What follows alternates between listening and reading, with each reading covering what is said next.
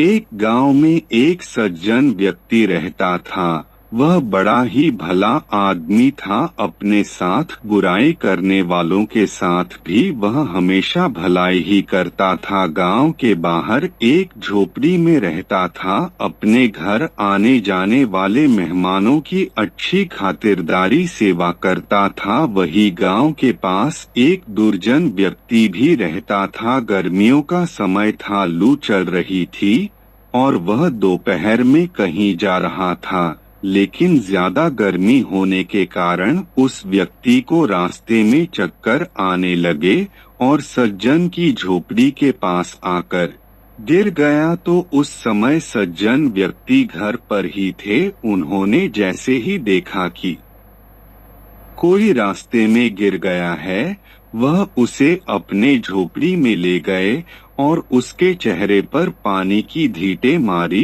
और गीला कपड़ा रखा। तब जाकर उसे होश आया। होश आने पर दुर्जन व्यक्ति ने कहा, मैं बहुत भूखा हूँ, कृपया मुझे कुछ खाने को दीजिए। सज्जन ने कहा, मुझे थोड़ा समय दीजिए, थोड़ी देर में मैं प्रबंध करता हूँ। थोड़ी देर बाद ही सज्जन जी पकवान के साथ वापस आए और बढ़िया बढ़िया पकवान परोसे। दुर्जन व्यक्ति सारा भोजन अकेला ही खा गए। वह दुर्जन व्यक्ति एक चोर था जो कि चोरी की फिराक से इस ओर आया था। खाने के बाद उस व्यक्ति को इस बात की हैरानी हुई कि इस झोपड़ी में इतनी जल्दी और अच्छा खाना कैसे मिल गया। चोर ने पूछा, श्रीमान जी यह बताइए मुझे कि इतने जल्दी समय में आपने कैसे मेरे लिए भोजन को तैयार किया। सज्जन ठहरे भोले आदमी। उन्होंने चोर को बताया, मेरे पास एक जादू का पतीला है। इस बात को सुनकर वह दुर्जन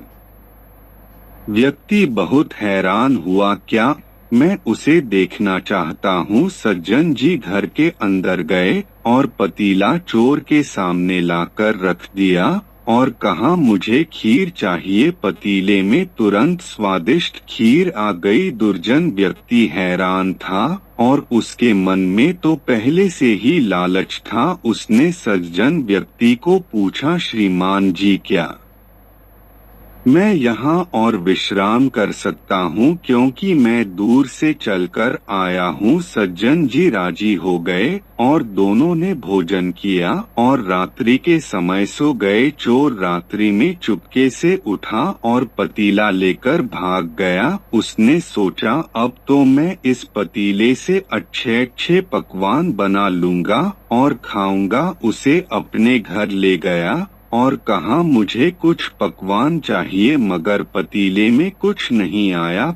और ऐसे करके उसने धीरे धीरे सभी पकवान के नाम ले लिए, लेकिन फिर भी उसे कुछ नहीं मिला। वह निराश हो गया और दौड़ा दौड़ा सज्जन व्यक्ति के पास गया और बोला, श्रीमान जी मैं भूल से आपका बर्तन साथ ले गया था, मुझे क्षमा कर दें। उन्होंने चोर की बात मान ली और भोजन का समय भी हो गया था। तो उन्होंने चोर से पूछा, क्या आप कुछ खाना चाहेंगे?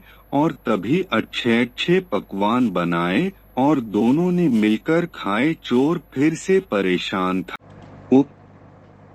तो बच्चों, हमें इस कहानी से पता चलता है कि अच्छे के साथ हमेशा अच्छा ही होता है और बुरे के साथ बुरा।